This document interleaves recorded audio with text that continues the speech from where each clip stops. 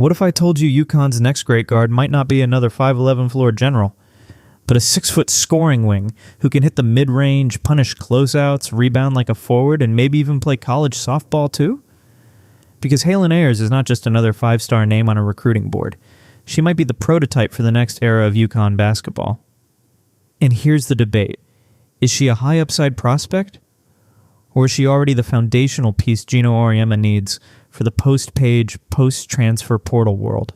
Prime Field! Today we're breaking down why Halen Ayers fits the evolution of the Yukon guard archetype, the Paige Bueckers skill era, plus the physicality needed to survive the new women's college basketball landscape. We're talking scoring efficiency, her mid-range game, her softball athleticism, her defensive ceiling, and the recruitment battle that could turn into one of the biggest storylines in the 2027 class. And by the end, I'm giving you my prediction. UConn, Vanderbilt, Kentucky, Texas, Duke, who actually makes the most sense? For years, when we said UConn guard, fans thought of skill, feel, shooting, decision-making, and that classic Geno read and react brain. Paige Bueckers became the modern version of that. Efficient, surgical, always 2 passes ahead. But here's the problem.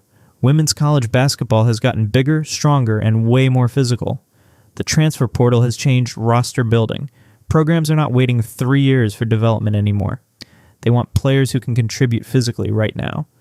They want guards who can defend multiple positions, rebound, survive switches, and still create late in the clock. That's where Ayers becomes fascinating.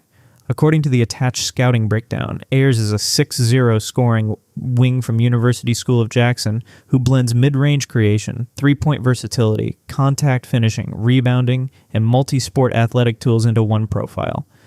That is not just good recruit stuff, that is roster construction stuff.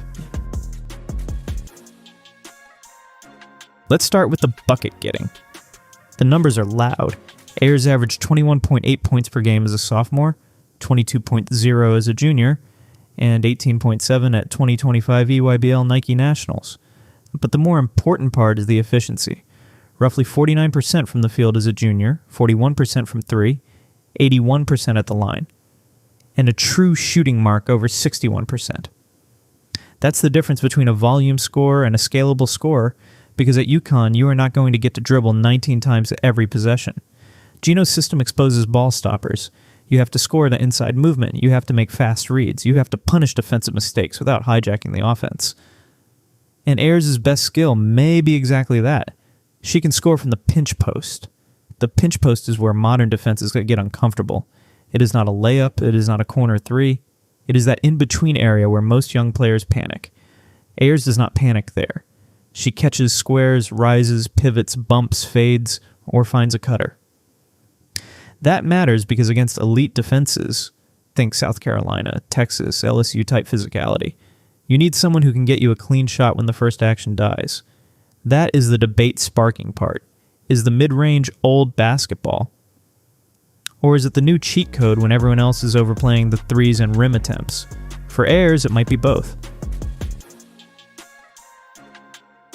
Now I know what some of you are saying. Don't compare every elite guard to Paige. Fair. Paige was a generational processor. Her high school profile was built around scoring and elite playmaking.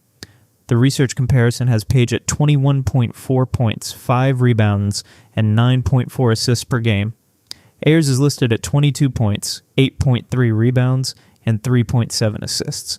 So no, Ayers is not Paige 2.0. She is something different. Paige was the offensive brain. AZ Fudd was the shooting specialist. Ayers projects more like a scoring wing and roster stabilizer.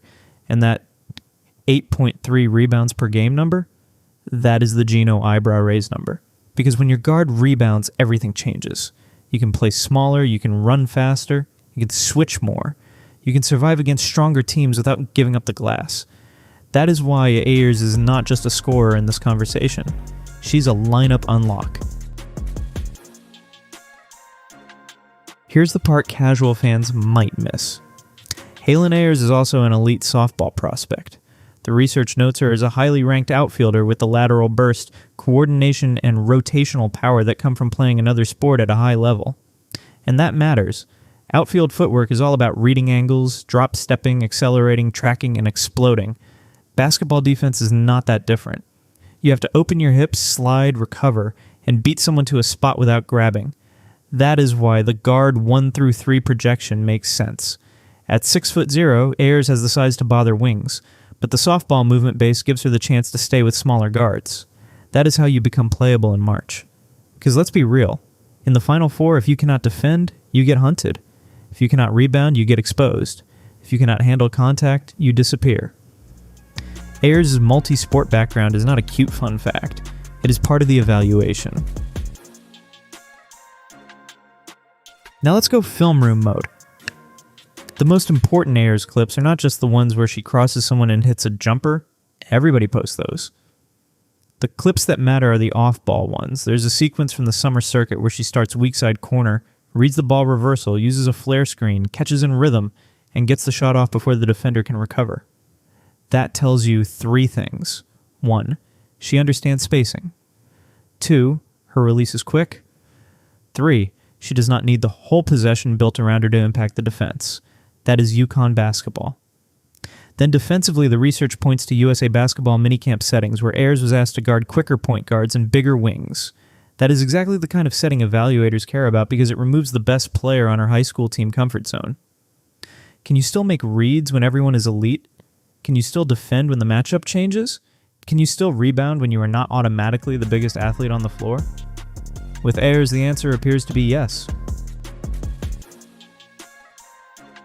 Now we get to the real debate. UConn makes basketball sense, but recruiting is not just basketball anymore. Vanderbilt has the emotional pull. Ayers' mother, Ashley Ayers, is a Vanderbilt legend, and Shea Ralph can sell legacy, family, development, and the chance to lead a resurgence. That is powerful. Kentucky has the dual sport pitch. If Halen truly wants basketball and softball to coexist at a high level, Kentucky can make that feel central, not secondary. Texas has the physicality pitch. If she wants to prove she can dominate in a grown-up SEC-style environment, Texas is a monster option. Duke has the academic and guard development pitch with Kara Lawson, and UConn has the championship ceiling. That is the question Ayers has to answer. Does she want the clearest path to being the face of a program, or the hardest path that might sharpen her into the best version of herself? Because at UConn, she probably does not walk in and take 20 shots a game. She has to fit, she has to defend, she has to read, she has to earn touches. But if she does, that is how you go from elite recruit to national name. Here's why I keep coming back to UConn. Roster fit. The research points to a future UConn roster with major interior talent, including Olivia Vukosa, a 6'4" center who can score, pass, and create high-low pressure. Now imagine Ayers next to that. Vukosa catches inside. Defense collapses. Ayers relocates to the elbow or short corner. Catch, 1 dribble pull-up, or a quick 3. Or rip through into contact. That is a nightmare. And because Ayers rebounds, UConn could play 3-guard lineups without getting bullied. Because she has size, she can guard wings. Because she shoots, she keeps the floor spaced. Because she has mid-range touch, she can punish teams that run her off the line. And that is why I think the foundational piece label is fair.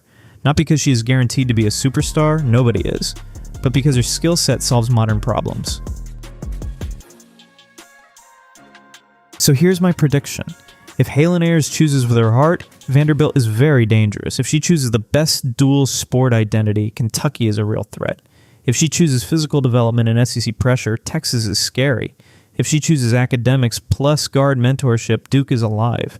But if she chooses the highest basketball ceiling, the cleanest WNBA development narrative, and the chance to become the next evolution of the UConn guard, UConn is the pick. But here's the cliffhanger. The new balance factor can make this recruitment way more complicated than fans realize. UConn's brand ecosystem, Ayers' personal NIL identity, and the modern apparel world could all turn this into a bigger business decision than a normal commitment. And that might be the next chapter. So I need your take. Is Halen Ayers the next great UConn guard for archetype? Or are we forcing the fit because UConn fans want the next star? Drop your prediction in the comments. UConn, Vanderbilt, Kentucky, Texas, or Duke. Subscribe to Prime Field for more women's hoops breakdowns, recruiting debates, and film room stories. and vote in the poll before you leave. Prime Field.